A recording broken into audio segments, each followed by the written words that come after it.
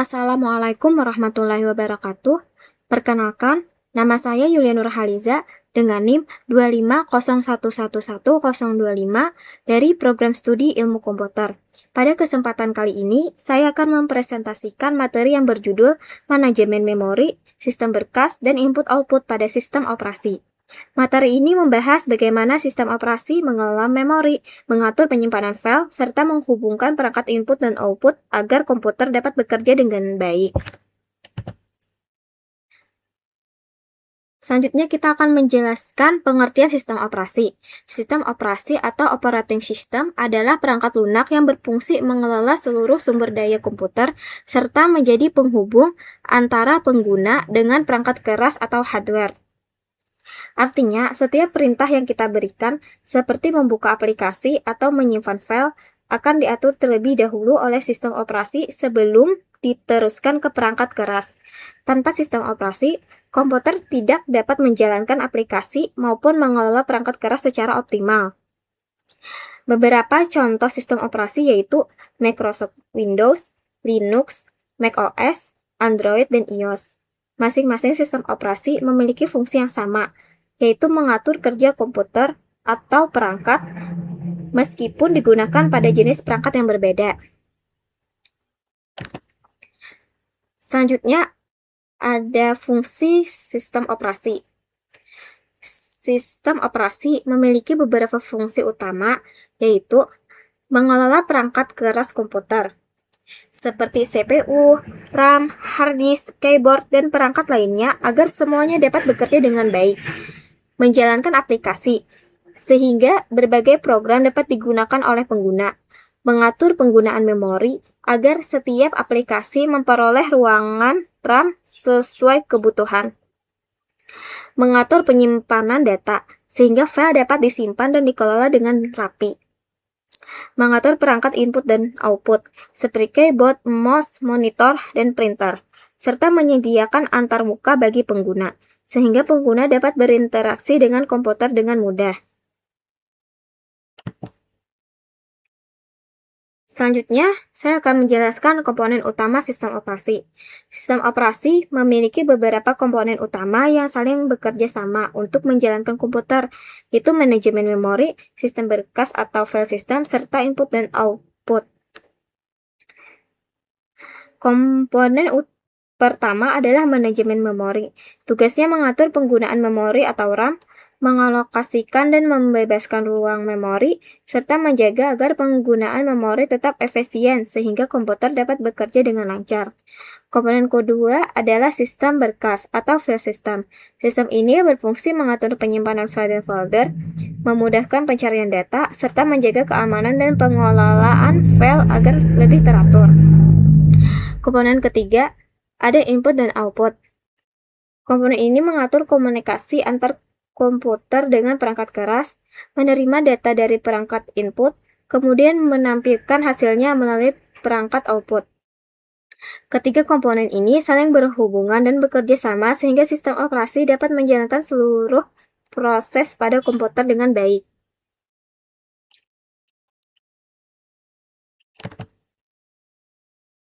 Selanjutnya, kita akan membahas materi manajemen memori. Apa itu manajemen memori? Manajemen memori adalah proses yang dilakukan oleh sistem operasi untuk mengatur penggunaan memori utama atau RAM agar dapat digunakan secara efisien oleh seluruh program yang sedang berjalan. Mengapa manajemen memori penting? Yang pertama, mengatur penggunaan RAM oleh setiap program, sehingga setiap aplikasi mendapatkan ruang memori sesuai kebutuhannya. Yang kedua, mencegah konflik antar program dalam penggunaan memori. Dengan begitu, satu aplikasi tidak akan mengganggu aplikasi lainnya. Yang ketiga, membantu komputer bekerja lebih cepat dan stabil, karena penggunaan RAM dapat diatur dengan baik. Dan yang terakhir, memastikan semua aplikasi mendapatkan ruang memori sesuai kebutuhannya, sehingga beberapa aplikasi dapat dijalankan secara bersamaan tanpa mengalami banyak gangguan. Selanjutnya, ada tujuan manajemen memori. Manajemen memori memiliki beberapa tujuan utama. Pertama, mengalokasikan memori kepada program yang membutuhkan, sehingga setiap program memiliki ruang kerja di dalam RAM.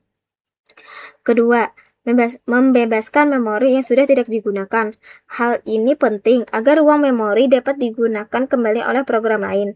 Yang ketiga, menjaga agar setiap program memiliki ruang memori masing-masing sehingga tidak saling mengganggu selama dijalankan. Dan yang terakhir, mengoptimalkan penggunaan RAM agar komputer tetap cepat dan efisien. Dengan pengelolaan memori yang baik, kinerja komputer akan lebih stabil, terutama saat menjalankan banyak aplikasi secara bersamaan.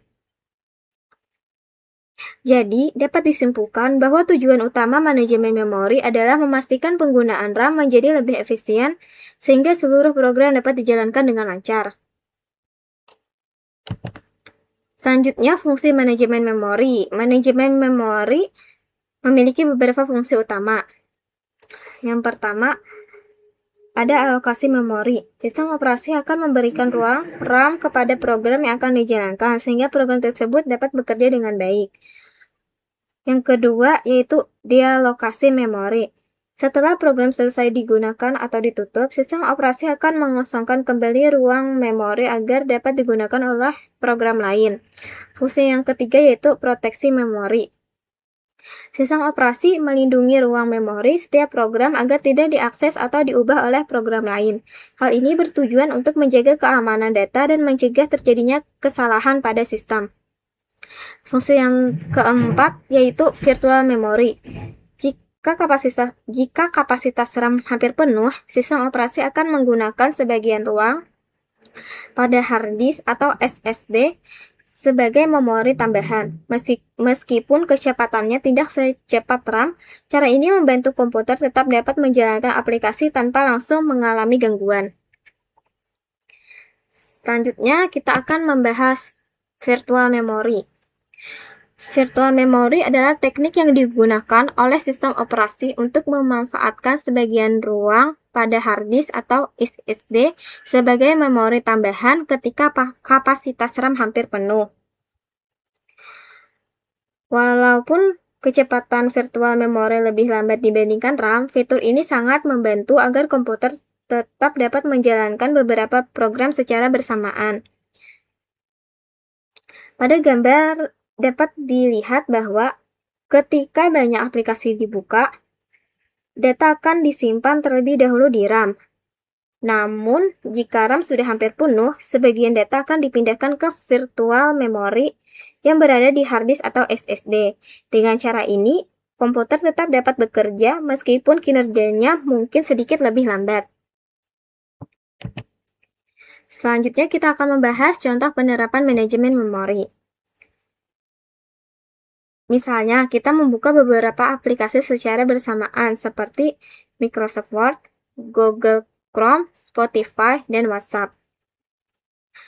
Semua aplikasi tersebut menggunakan RAM secara bersamaan. Sistem operasi akan membagi ruang RAM kepada setiap aplikasi sesuai kebutuhannya. Ketika salah satu aplikasi ditutup, ruang RAM yang digunakan akan dikembalikan sehingga dapat digunakan oleh aplikasi lain. Contoh sederhana ini menunjukkan bahwa manajemen memori sangat penting untuk menjaga kinerja komputer tetap cepat, stabil, dan efisien, terutama saat menjalankan banyak aplikasi sekaligus. Setelah membahas manajemen memori, selanjutnya kita akan membahas sistem berkas atau file system. Sistem berkas adalah metode yang digunakan oleh sistem operasi untuk mengatur cara penyimpanan, pengelolaan, dan pencarian file pada media penyimpanan, seperti hard disk, SSD, flash disk, maupun kartu memori. Tanpa adanya sistem berkas, komputer tidak akan mengetahui lokasi penyimpanan suatu file. Akibatnya, data akan sulit ditemukan, dan pengelolaan file menjadi tidak teratur. Agar lebih mudah dipahami, sistem berkas dapat diibaratkan seperti sebuah perpustakaan. Di dalam perpustakaan terdapat banyak buku yang disusun berdasarkan kategori dan rak tertentu. Karena tersusun rapi, kita dapat menemukan buku yang dicari dengan mudah. Begitu juga dengan komputer. Sistem berkas mengatur jutaan file agar tetap tersusun rapi sehingga mudah dicari saat dibutuhkan.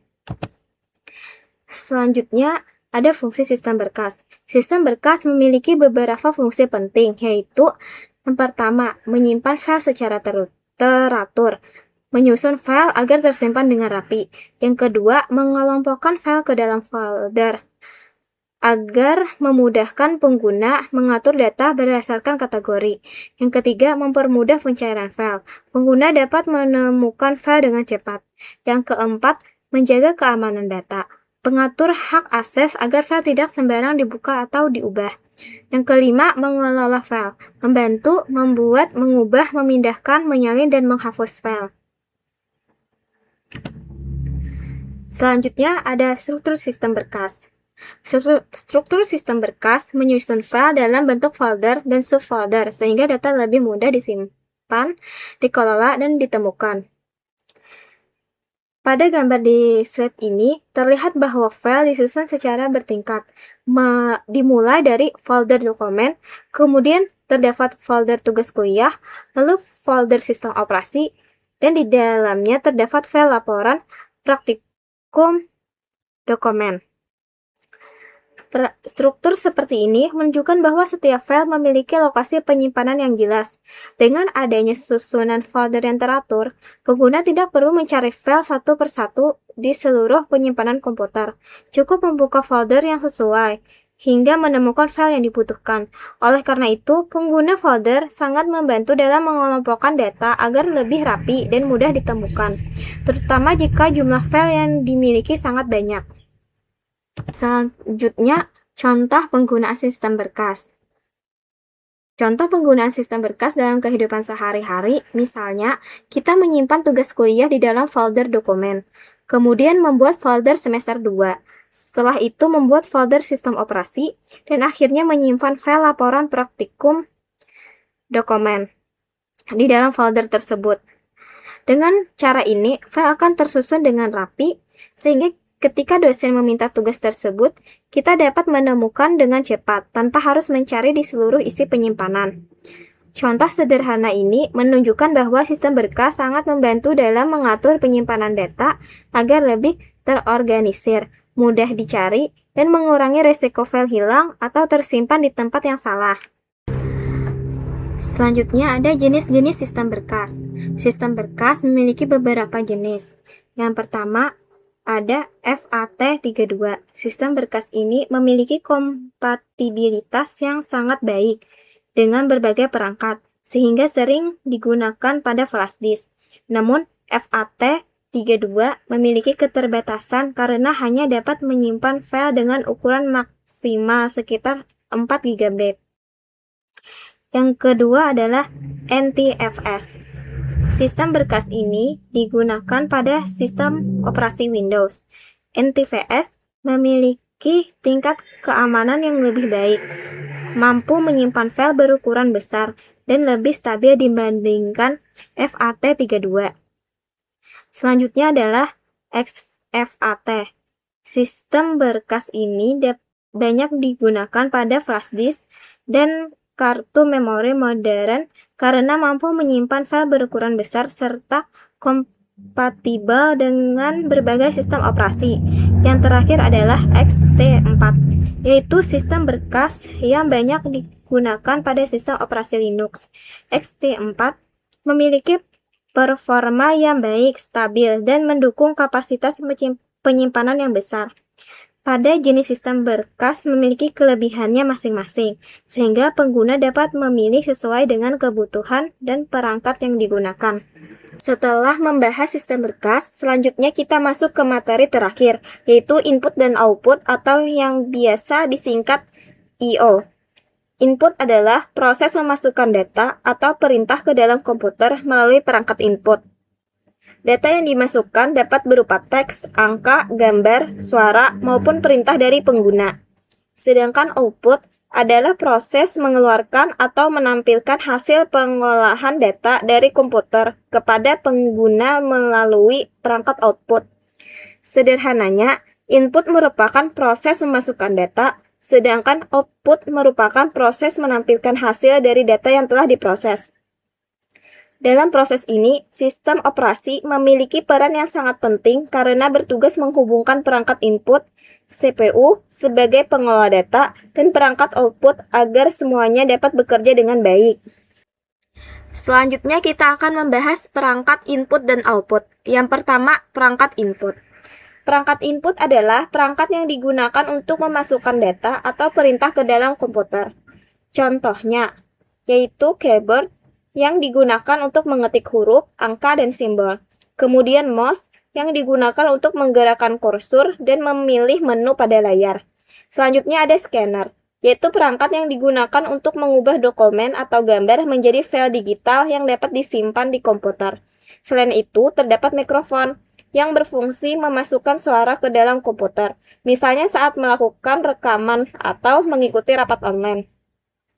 Ada juga webcam yang digunakan untuk mengambil gambar atau video, misalnya saat melakukan video conference. Sedangkan touchscreen merupakan layar sentuh yang dapat menerima perintah secara langsung melalui sentuhan jari.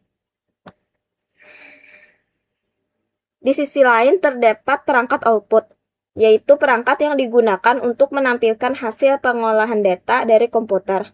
Contohnya adalah monitor untuk menampilkan gambar atau informasi, printer untuk mencetak dokumen, speaker untuk mengeluarkan suara, dan proyektor untuk menampilkan tampilan komputer ke layar yang lebih besar. Semua perangkat tersebut saling bekerja sama sehingga pengguna dapat memberikan perintah kepada komputer dan menerima hasil dari proses yang dilakukan. Selanjutnya ada cara kerja input dan output. Perhatikan diagram yang ada pada slide. Proses dimulai ketika pengguna memasukkan data menggunakan perangkat input, misalnya mengetik menggunakan keyboard atau mengklik mouse. Data tersebut kemudian diterima oleh sistem operasi. Sistem operasi bertugas mengatur dan meneruskan data tersebut ke CPU, yaitu bagian komputer yang berfungsi mengolah semua data dan menjalankan perintah. Setelah proses pengolahan selesai, hasilnya akan dikirim ke perangkat output, seperti monitor untuk ditampilkan di layar, printer untuk dicetak, atau speaker untuk menghasilkan suara. Jadi, alur kerjanya adalah input, kemudian sistem operasi, kemudian CPU, kemudian output. Melalui diagram ini, kita dapat memahami bahwa sistem operasi berperan sebagai penghubung yang memastikan data dapat mengalir dari perangkat input sehingga menjadi hasil yang diterima oleh pengguna. Selanjutnya, kita akan membahas peran sistem operasi dalam input dan output. Sistem operasi memiliki beberapa peran penting agar perangkat input dan output dapat bekerja dengan baik. Peran yang pertama adalah menghubungkan perangkat keras dengan aplikasi. Artinya, ketika kita menggunakan aplikasi, sistem operasi akan menjadi penghubung agar aplikasi dapat berkomunikasi dengan perangkat seperti keyboard, mouse, monitor, atau printer. Peran kedua adalah menggunakan driver agar perangkat dapat dikenali oleh komputer. Driver merupakan perangkat lunak yang membantu sistem operasi mengenali dan mengendalikan perangkat keras yang terhubung. Tanpa driver, beberapa perangkat mungkin tidak dapat digunakan dengan baik. Peran yang ketiga adalah mengatur antrian penggunaan perangkat. Misalnya, ketika ada dua dokumen yang akan dicetak secara bersamaan, sistem operasi akan mengatur urutan pencetakan sehingga printer dapat mencetak satu persatu tanpa terjadi kesalahan. Peran yang terakhir adalah menghindari konflik ketika beberapa program menggunakan perangkat yang sama. Sebagai contoh, ketika kita sedang mendengarkan musik sambil mengikuti rapat online, sistem operasi akan mengatur penggunaan speaker dan mikrofon agar kedua aplikasi tetap dapat berjalan dengan baik tanpa saling mengganggu. Dengan adanya peran tersebut, proses input dan output dapat berjalan secara lancar, sehingga pengguna dapat menggunakan komputer dengan nyaman dan efisien. Sebagai penutup, dapat disimpulkan bahwa manajemen memori, sistem berkas, dan input-output merupakan tiga komponen penting dalam sistem operasi yang saling berkaitan. Manajemen memori bertugas mengatur penggunaan RAM agar setiap program dapat berjalan secara efisien.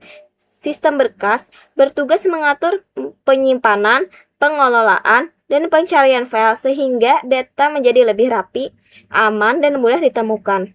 Sedangkan input dan output bertugas menghubungkan komputer dengan berbagai perangkat keras sehingga pengguna dapat memasukkan data dan menerima hasil pengolahan komputer. Ketiga komponen tersebut bekerja sama agar komputer dapat menjalankan aplikasi, mengolah data, menyimpan informasi, dan menampilkan hasil kepada pengguna dengan baik. Demikian presentasi saya mengenai manajemen memori, sistem berkas, dan input-output pada sistem operasi.